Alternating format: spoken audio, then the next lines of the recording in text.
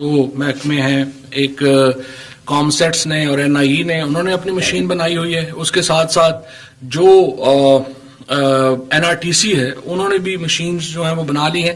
Technology part اس کا مکمل ہے. اور ڈاکٹر بابر امان صاحب جو ہیں انہوں نے پھر بریف کیا کابینہ کو کہ کیا جو باقی سٹیک ہولڈرز ہیں ان کے ساتھ کیا جو ہے وہ بات چیت ہوئی، کیا بریفنگز ہوئی، تاکہ جو معاملہ ہے ای وی ایم مشین لانے کا اس کی طرف ہم کیسے بڑھ رہے ہیں.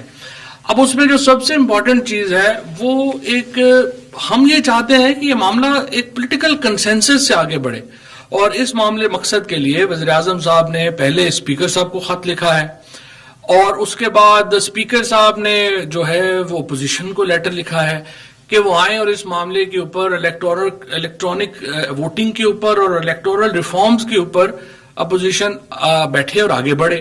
لیکن سوال یہ ہے کہ ہم کتنا عرصہ اپوزیشن کے جواب کا انتظار کرتے رہے. اگر وہ آنے کو تیار ہی نہیں ہے، اگر وہ ریفارمز کے لیے حکومت خود آگے بڑھے گی تو پھر وہ کہیں گے کہ دیکھیں ہمیں شامل نہیں کیا. تو اس لیے میں پھر اپوزیشن سے یہ کہنا چاہوں گا کہ سنجیدہ رویہ اختیار کریں.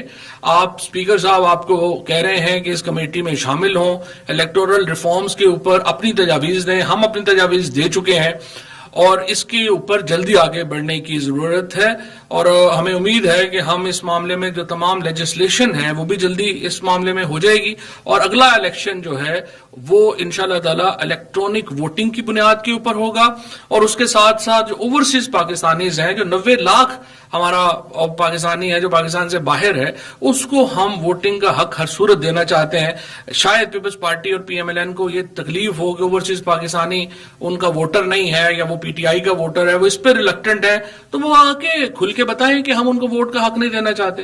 لیکن اس کو اس طرح سے معاملے کو ایک غیر معینہ مدت تک لٹکایا نہیں جا سکتا. آپ کو اس کے اوپر اپنا فیصلہ کرنا ہوگا. نون لیگ کو اور پیپلز پارٹی کو بالخصوص، اور باقی جو سیاسی جماعتیں جو اس وقت پارلیمان کے اندر ہیں، ان کو اپنا جو بھی اس پر اپنی ان کی رائے ہے وہ آنی چاہیے اور پتہ لگنا چاہیے کہ وہ کیا چاہتے ہیں. 2-3 سوال ہیں. آپ اوورسیز پاکستانیز کو ووٹنگ کا حق دینا چاہتے ہیں یا نہیں دینا چاہتے؟ آپ الیکٹرانک ووٹنگ سسٹم کے اوپر جانا چاہتے ہیں یا نہیں جانا چاہتے؟ آپ جو الیکٹورل ریفارمز ہم نے سجیسٹ کیے ہیں آپ کو قبول ہیں یا آپ اپنے دینا چاہتے ہیں؟